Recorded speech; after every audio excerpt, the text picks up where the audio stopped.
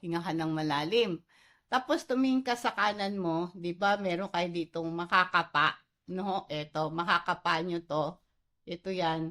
Ito, meron dito, yan, itong corner na 'to.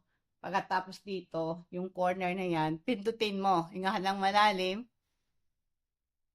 Tapos, i-release mo siya.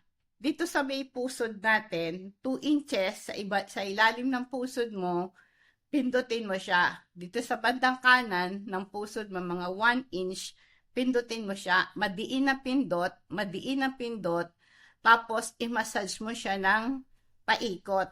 Ito, marirelax yung tiyan mo at para lumabas yung hangin na hindi ka hirap.